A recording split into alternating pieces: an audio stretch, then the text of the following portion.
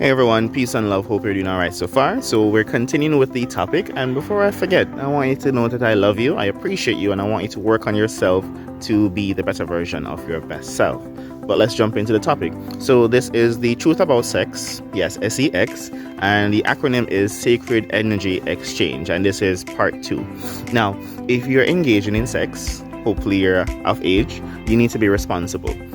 If you're going to be intimate with somebody, you need to understand that you're exchanging spiritual energy.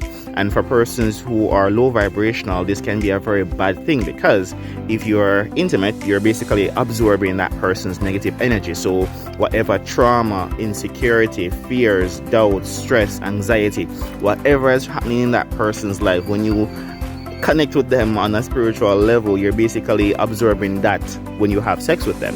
And you need to be careful, because it's important to know the person's mindset and also the level of maturity that person has spiritually. Now, if you're going around having sex with persons randomly, not thinking about that mindset or their level of spiritual maturity, you're going to be basically absorbing a lot of negative energy.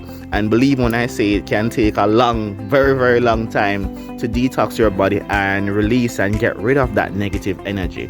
Now, if you're in a committed relationship and you are stepping out of that relationship and you're having sex with others and you're basically absorbing the other person's spirit energy, when you have sex with your significant other who you are in a committed relationship with, you are also transferring that energy with them. So think of it as a glass of water.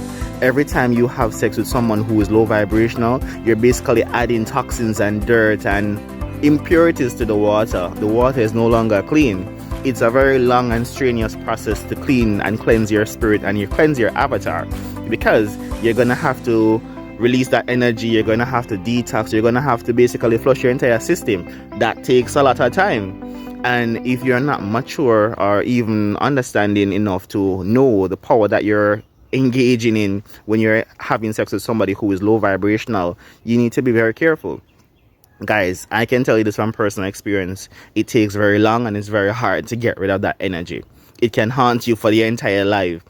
If you don't take the time out to choose and pick who you're having intimacy with or who you're having sex with and exchanging energy with, I can tell you it's going to be a very sore thorn in your side.